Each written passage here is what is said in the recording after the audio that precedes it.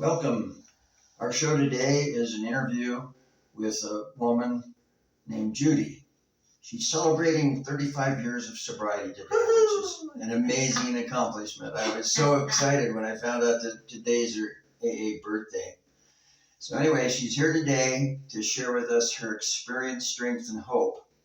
And this program is presented by Alcohol Free, and our hope is that people will hear this story and identify with it and find out what alcohol is all about and how they can get out from underneath the grip of it. So with no further ado, I'm going to turn it over to Judy. Hi, my name's Judy. I'm an alcoholic. My first drink was when I was about 18 months old. I don't remember this, but they tell me about it. My father was a pin setter in a pool hall, in a bowling alley, pool hall, etc. And my mother was in the hospital giving birth to his son, his first son. And Daddy was out there setting pins, and he left me at the bar with the bartender and the good old boys, and they let me have the caps off the bottles of whiskey. Whenever they'd open a new bottle, they'd let me have the cap. And I liked it. Wow. I liked it a lot. And I was cute and I was darling. I think I was bald, but that didn't have anything to do with it. I thought I was the cat's meow. And they told me that afterwards. My mother told me that afterwards. She liked to kill my dad. Yeah, I guess so. The next drink I had was a lot later. I was like 11, and my grandmother from Colorado was visiting us in California, and when she traveled, she always had a little bit of difficulty with her digestion. So they would get her blackberry brandy by Manischewitz, a little commercial for you there, and we kept it in the refrigerator.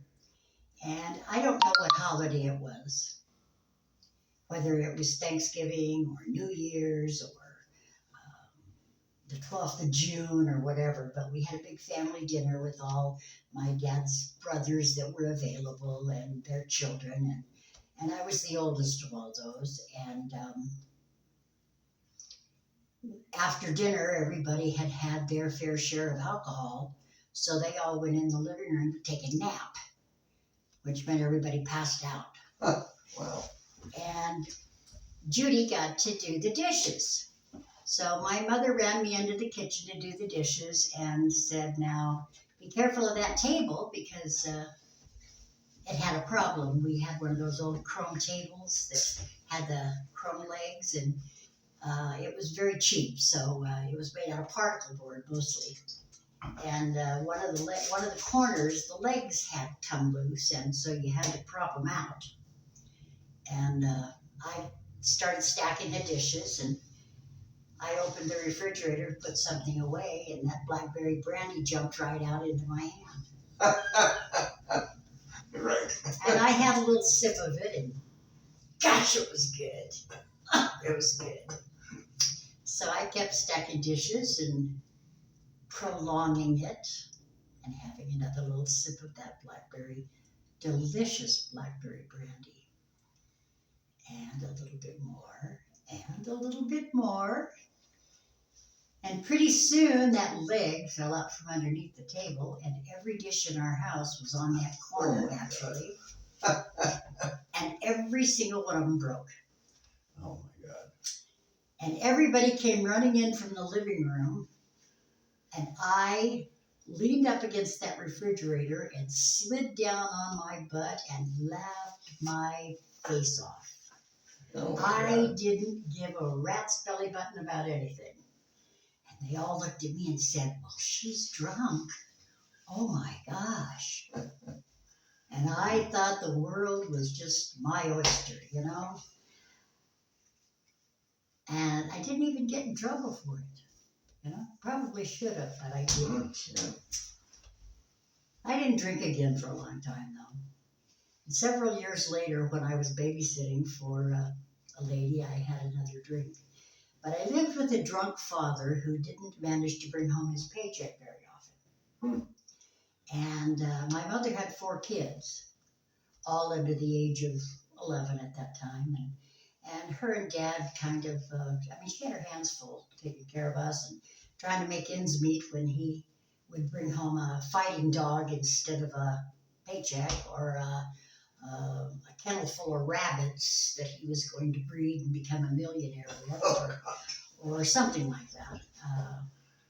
One time they decided they were going to invest in my brother to turn him into a Golden Gloves boxer, so he had all the boxing equipment. But anyway, my dad had a little problem with money. I've since acknowledged that he probably was just like us, you know. He was the youngest of 8 children, and he was the baby. So he was pretty well sheltered and teased constantly. But my mother and he fought like crazy over this Friday night drinking thing. And as time went on, he drank more and he drank more, and they fought more and they fought more.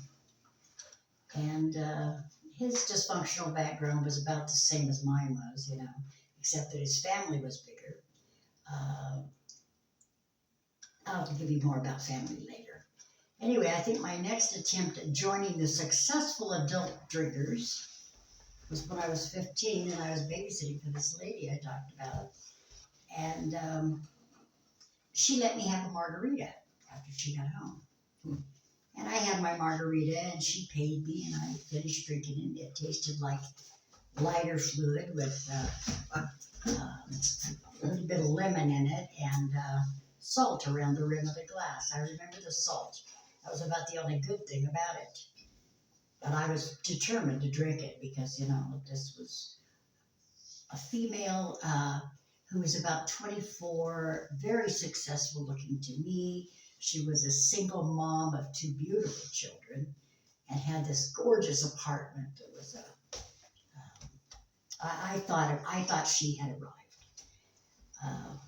Anyway, she gave me that margarita, and as I walked home, which was about a block away, I thought that sidewalk was jumping right up to meet me. I really did. I never did fall, but I sure thought I was gonna. At 16, my mother finally left my dad, and she replaced him with somebody who was also a drinker. But he included her in his tavern hopping. He thought that was, you know, important, and she was a good-looking woman, and he was showing her off, you know. Well, he decided to go back to Wyoming where his children were, and she decided to take her children and follow him. I refused to go. My mother raised very independent children, but she didn't know they were going to be independent of her. So I just refused to go. And she said, well, where do you think you're going to go? And this lady, the margarita lady, had me babysitting for her quite often. And so I called her up on the phone and said, hey, do you need a live-in babysitter? She said, sure. I think she thought I was going to be there for a week or 2 while my mother and I, you know, straightened everything out. I stayed until my first child was born. I was on my way to being an illegitimate parent at the time that we had this discussion. Mom didn't know that. Carrie didn't know that. And I was in that river in Egypt, you know. Denial. I wasn't about to go get a test because if the rabbit died, I was in big trouble. Anyway, now I realize that whole situation started out with date rape. At the time, I thought, oh my God, he's going to love me forever, and we're going to live happily ever after. I washed the stars out of my eyes the next day and took another real good look at him, and he was a big, serious mistake. Fortunately, I did not spend any more time with him, and my first child was born healthy with no booze and no cigarettes in my system. No booze and no cigarettes. And I stayed with that lady until he was about a month old. I met my first husband about a week after my son was born. He was a police officer. Here I was, 60 and a half years old. He's a police officer. He's 25. He was a divorcee with a 5-year-old daughter, and I was a little concerned about that because I didn't want something that somebody else had thrown away, you know. But he was kind of good looking, and he had a job, which none of my high school boyfriends did. And so we married 2 weeks later. I knew nothing about him except that he had a job, but that he loved my little guy. He drank the first time after our vows on my 18th birthday. I was absolutely astounded. He barfed so hard that the neighbors could hear him. And I was ready to kill him. I thought, oh my God, what have I gotten myself into? Even my dad didn't barf. Well, now I was careful not to drink until I turned 21. Because of my husband's job, I was very concerned about making sure that I didn't get him in trouble. But I did turn 21. And he bought me a blender for my birthday. And instead of putting, sauces in it and stuff like that, I put creme de menthe and brandy and a little bit of chocolate. And I hit it hard. I hit it real hard and fast. And in the fast food service for cocktail waitressing, I drank regularly, daily, practicing being that successful adult. My second child, a boy, was born when I was 19. Still no alcohol and no cigarettes. Daily drinking, however, progressed after I turned 21, and so did my financial insecurity, my promiscuity, and partying with the infamous. Changes in jobs didn't help me change my alcohol intake. I just got more and more alcohol. In fact, when we moved from Southern California to the San Joaquin Valley, I was pregnant with my third child, and by the grace of God, she was born with no fetal alcohol syndrome because I did drink real heavily during the first 3 months of her gestation, I think they call it. Anyway, we moved to the San Joaquin Valley because we knew that we were both drinking too much, and my husband had lost his job again. He was a chronic job changer, only he didn't change for the better.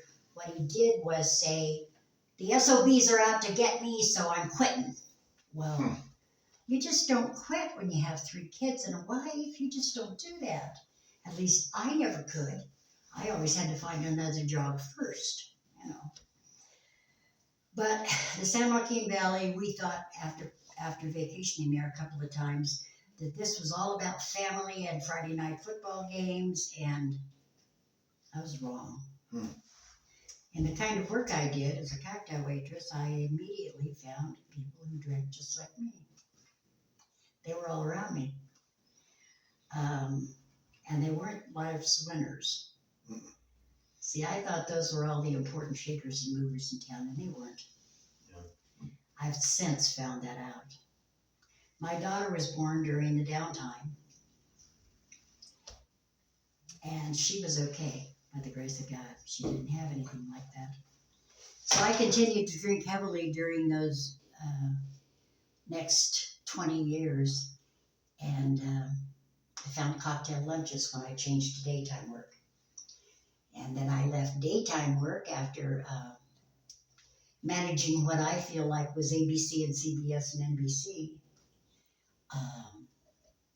I went to work on the road with the Yellow Pages. And so I got to travel with the Yellow Pages. My 2 oldest sons were grown and out of the house. My daughter was in high school, so I could leave her at home with Dad, and I'm not worried that she'd starve to death. She was old enough to make her own scrambled eggs and run the washing machine. And I got to have a new stage every 6 weeks. You know, we'd travel from town to town and we'd go home on the weekends. And then we would party in the evenings. I thought, oh my God, I'll never drink in front of people who don't know me. Especially not in towns where I don't have any influence. They all drank just like me. And I remember one night there was a lady with us that was transferred from another team, and we were all out partying afterwards, and we all got up the next day feeling like, oh my God. And I said, you know, I think I'm out of practice. That's what it is. She said, yeah, you have to drink every day, but you still feel like crap. It's just that you think that's normal. Yeah. And I realize now that was the truth. During that time when I was with the Yellow Pages, I was with them about 3 years. And I think that marriage lasted that extra 3 years because of that. Because I'd come home on the weekends, my paycheck would be put in the bank, and he'd have, well, I still smoked and he didn't. So he'd have all the ashtrays up on the top shelf in the kitchen, and he'd sleep with the radio on, and I couldn't sleep with the noise, so I'd get up and shut it off, and he'd get up and turn it back on because he couldn't sleep with it off. And we were not intimate on a regular basis at that time. So for that last 3 years, we did our best to stay together in order to finish raising my daughter, and we did. And when she graduated, I left it. And I don't know, I said, it wasn't a big deal. I just told him when we were moving that he wasn't going with us.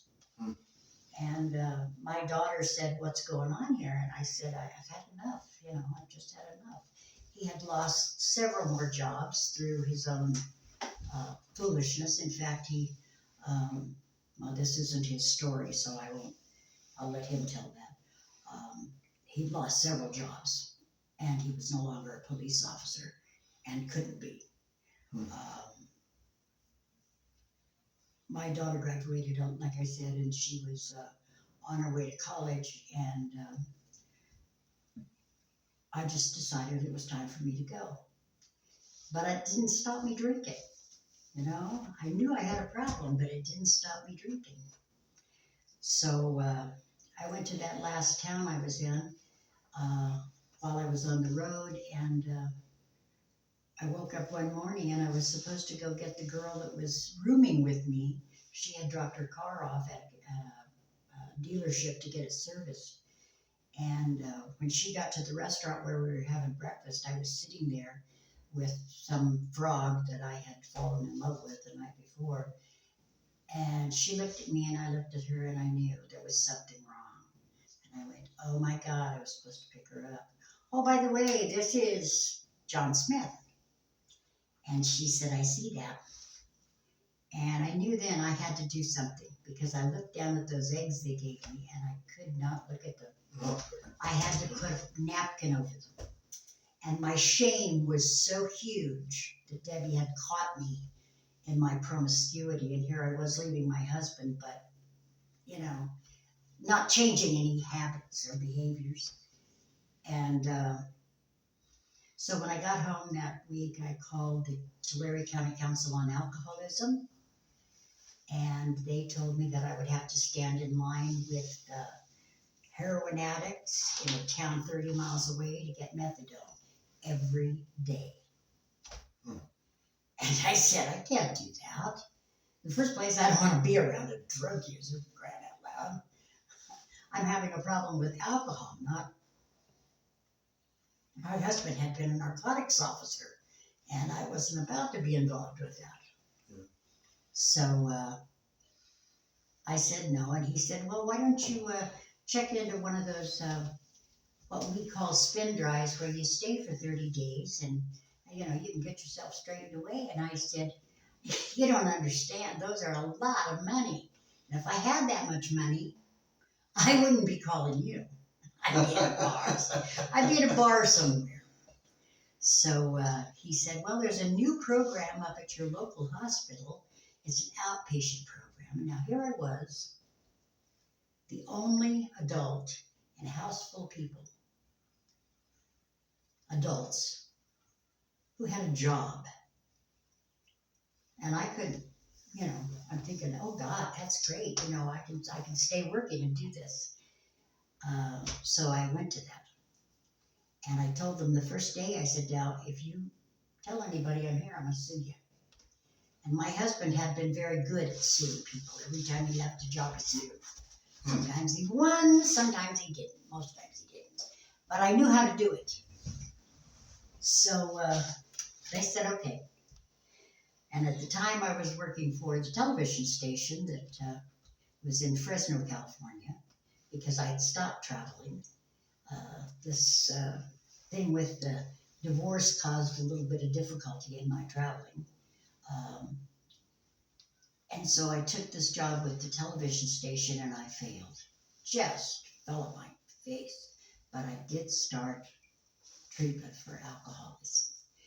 And the very first outpatient meeting I went to, they said, the steps are on the wall and the traditions are on the wall, and we'd like you to read those if you would please.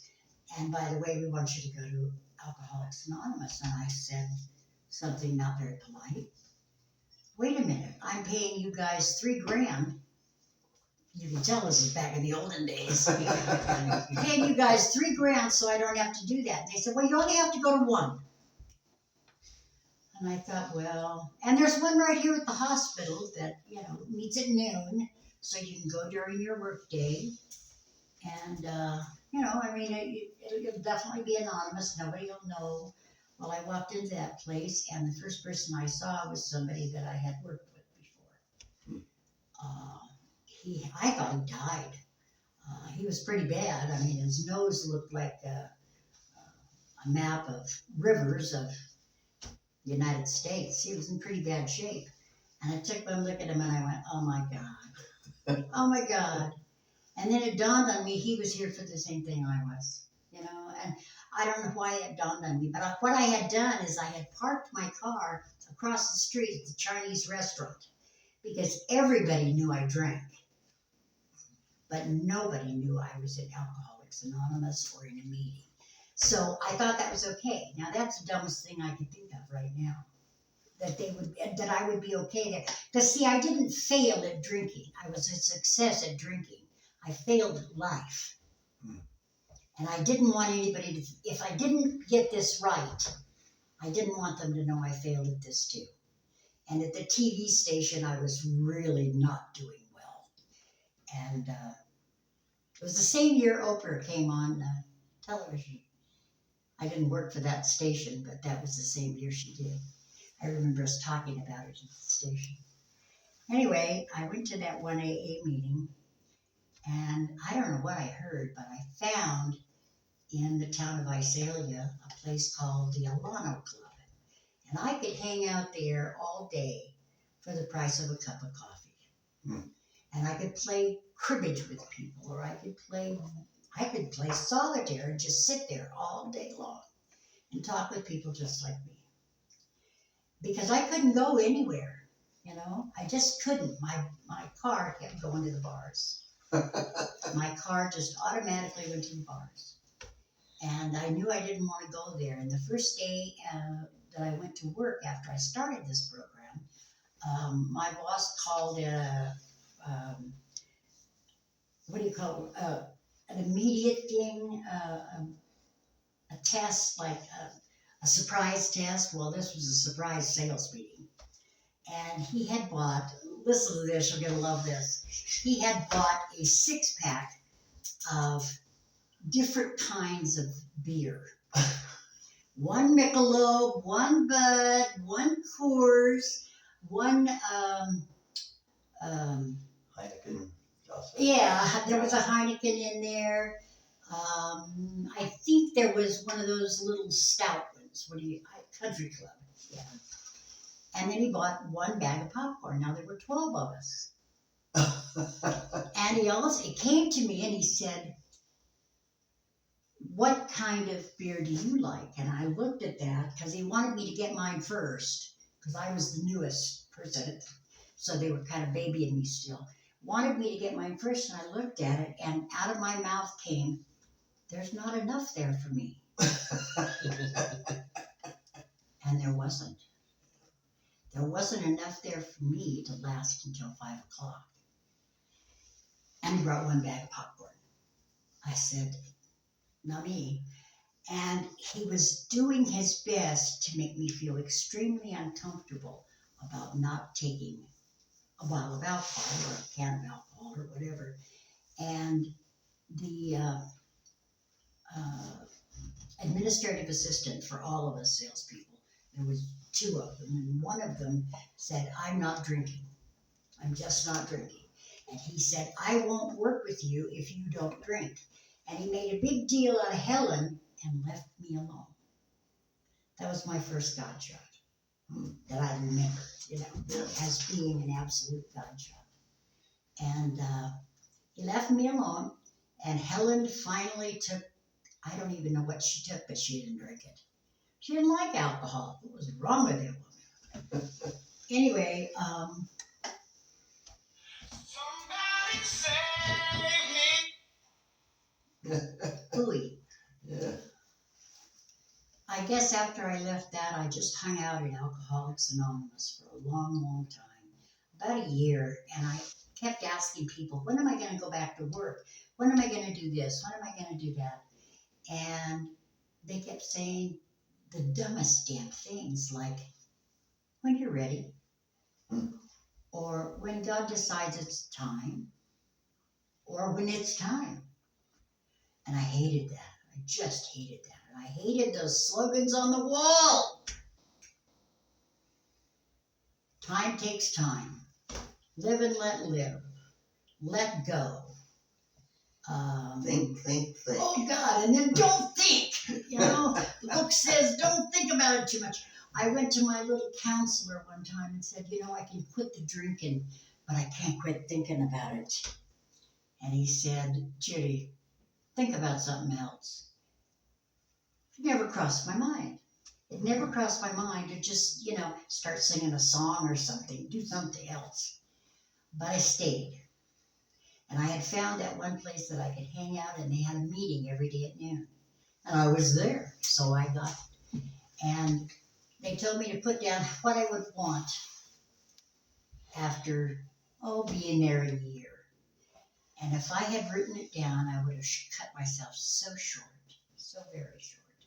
At the end of the year, I was actually peaceful. Now, I hadn't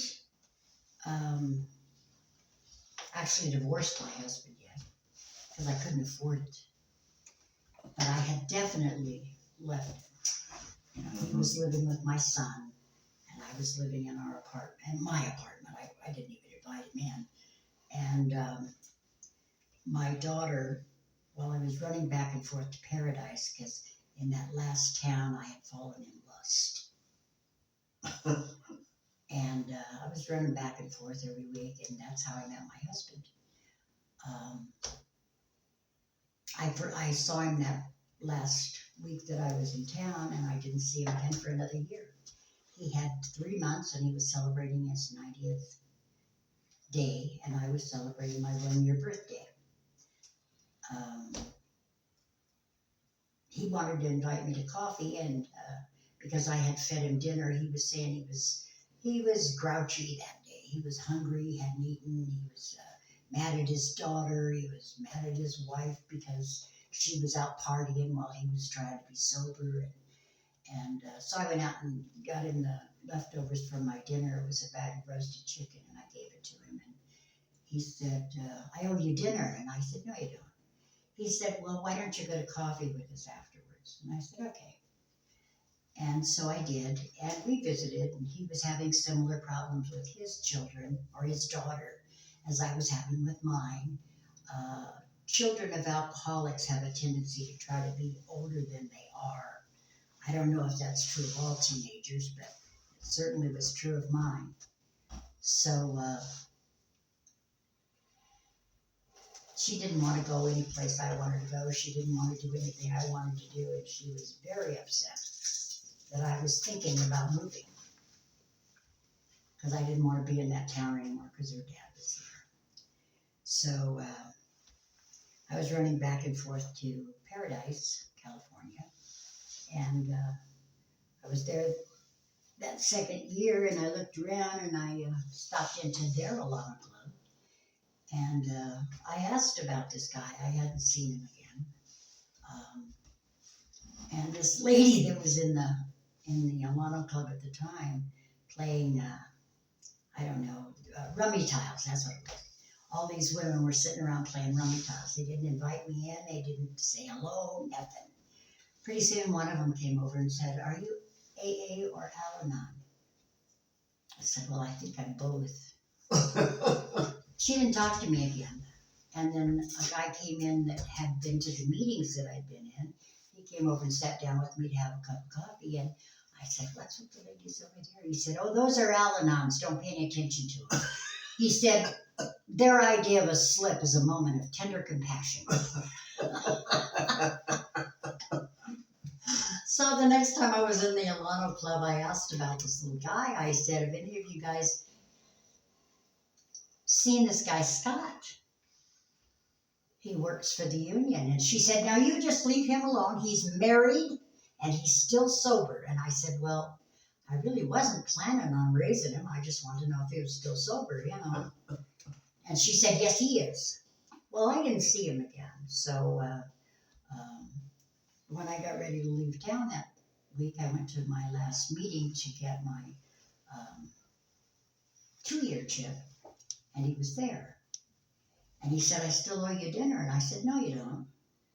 And we went out to coffee again, and I found out that he was single and so was I. And that's when we started running the tires off 2 sets of cars. So one of us had to move, and I could do what I do anywhere. The only thing I haven't sold is used cars. I think I've got that in my future, maybe. But I could do it anywhere, you know.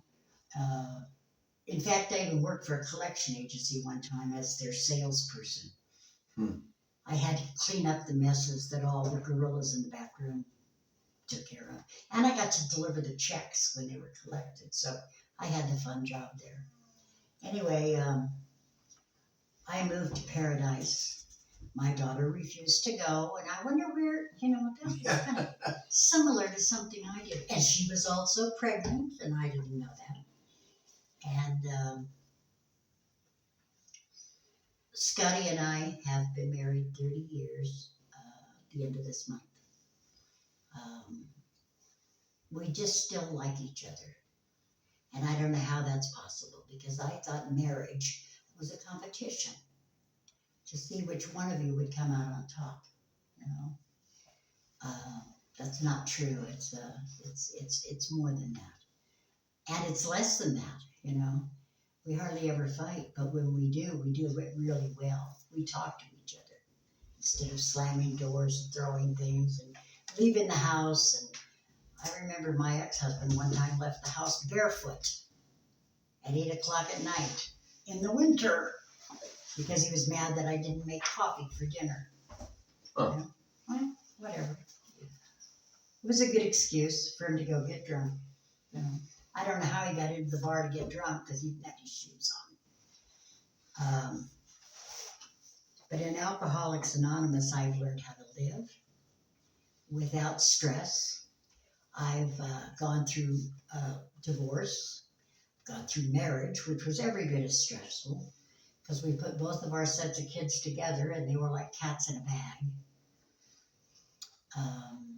His daughter tried to commit suicide. My daughter ended up staying down in Central California and coming back up to live with us and then going back down there and then coming back up. And she and his daughter didn't get along. And my mother-in-law thought that her son would eventually escape my clutches and come home to his rightful owners. So far he hasn't. I used to call her the Wicked Witch from the North, and his little daughter, the Beach from the Beach. His little daughter is now one of my best friends.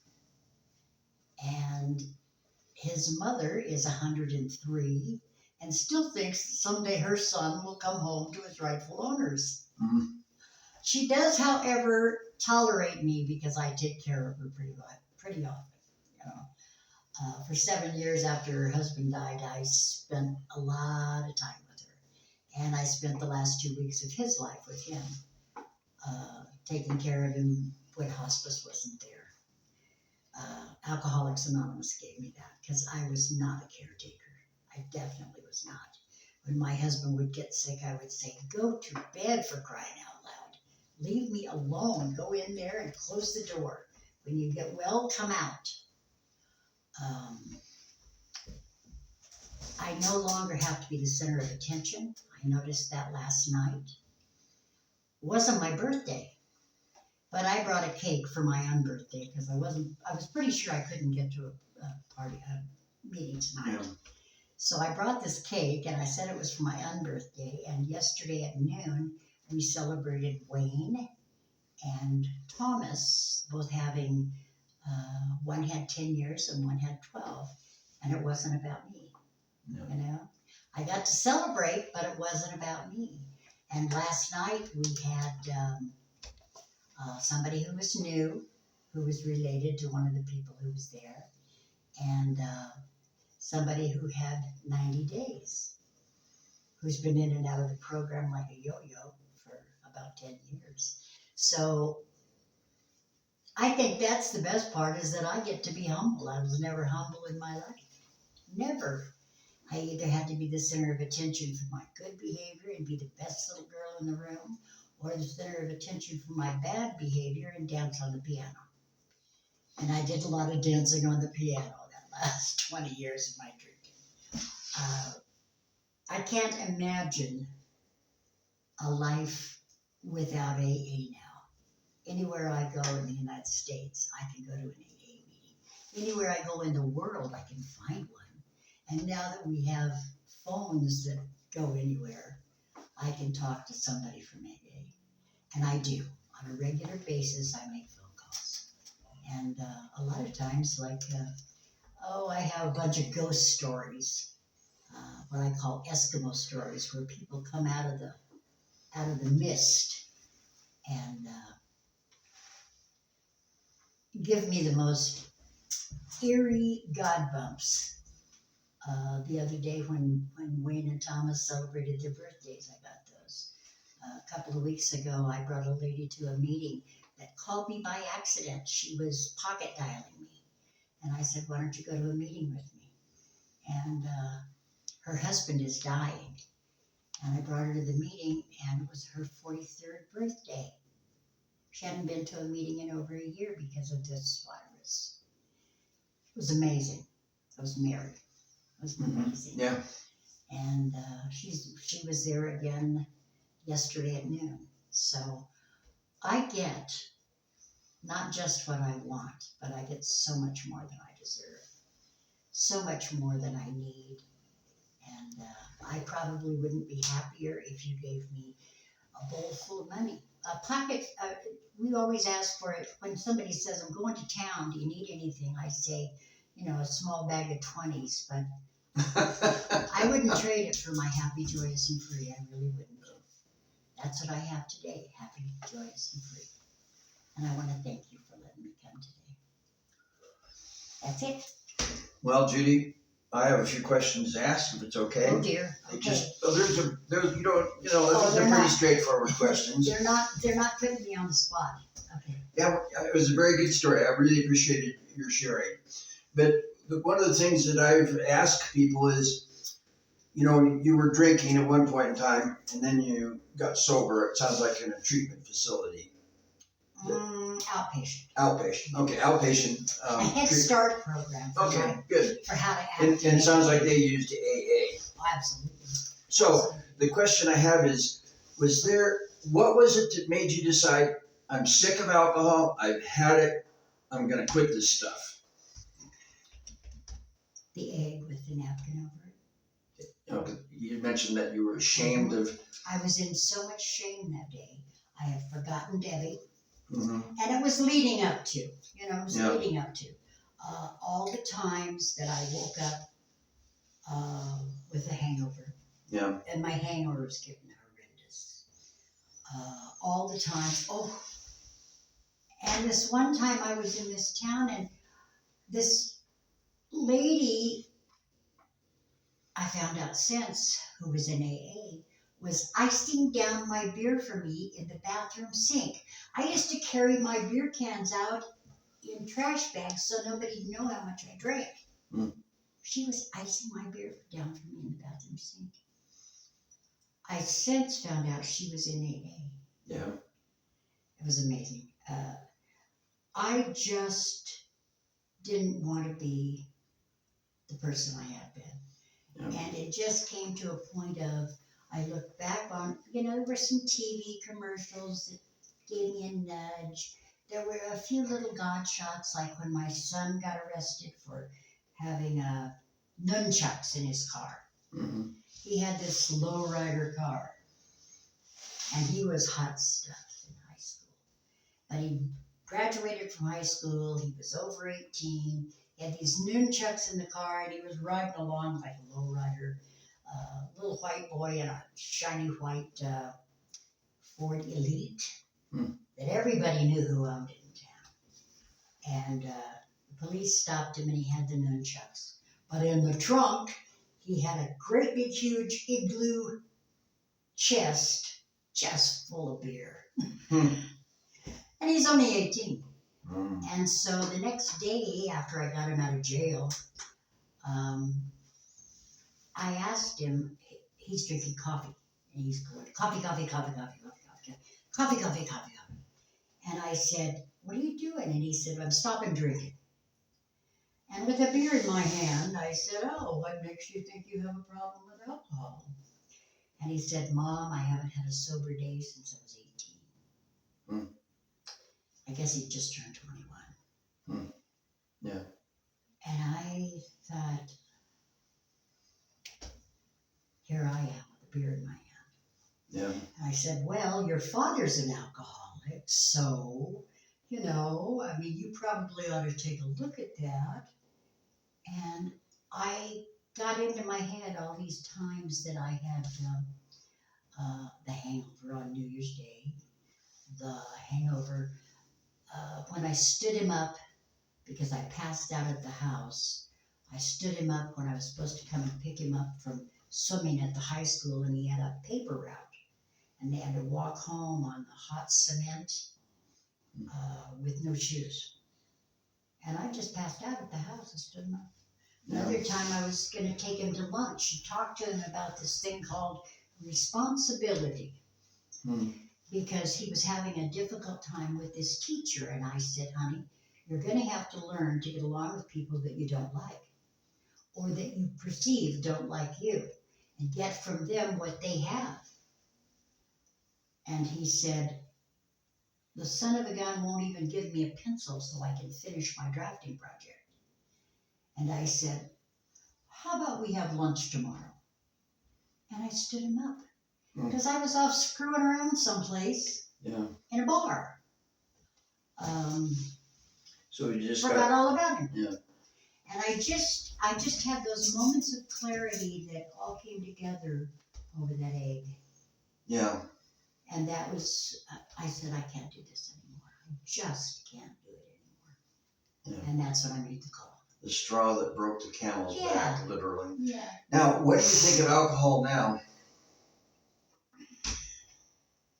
I'm amazed that so many people can drink with impunity.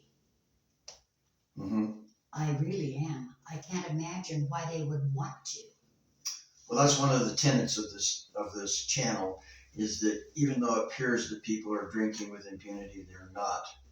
There was a big study that I've talked about several times and looked at 28 million people over 26 years, and they came up with 1,000 investigators, and the conclusion was there is no safe level of alcohol to drink. Right? Zero. No one should drink alcohol. I always thought that it was part of a successful life. I really did. I mean, you saw it on television. Do you think that anymore? Absolutely not. Yeah. Absolutely not. And I have a thing about watching people who are drinking. Scotty and I were sitting in a restaurant one time down in Chico, and we were having pizza, and they were having pizza with beer.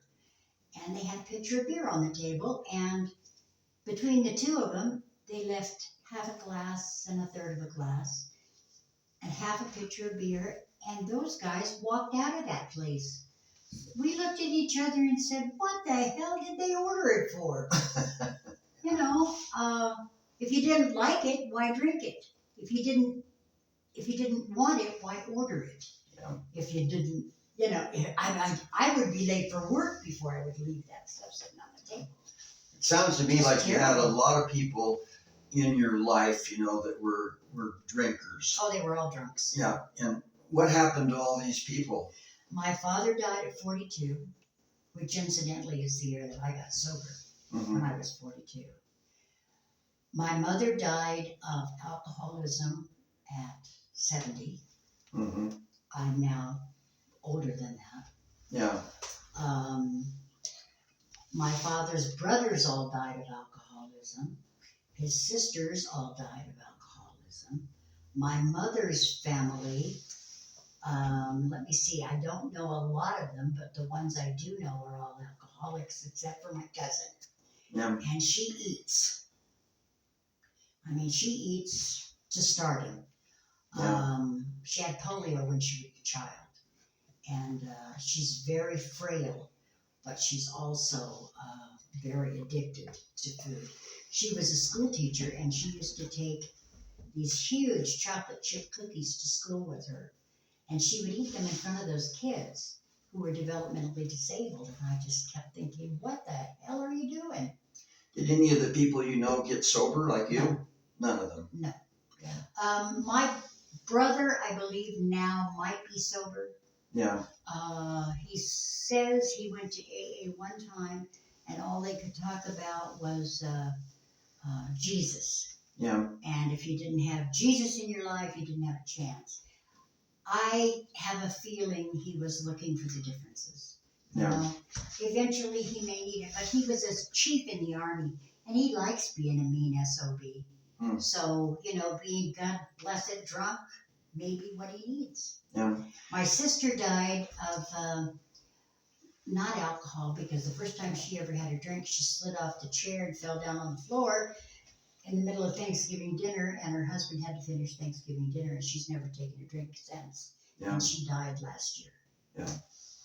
Now, when you came to the program of AA and you made it to 35 years, which is a tremendous accomplishment. It's a shock. Yeah, you're what we call an old timer. I'm an old timer now. Yeah. Oh my God. So, did you have people that helped you Along get the through? way? Yeah. Oh, certainly. I couldn't have done this by myself. Yes. Absolutely. Everybody I ever talked to helped me, sometimes by their actions and sometimes by their inactions. Did you ever have someone called a sponsor? Oh, of course. Yeah.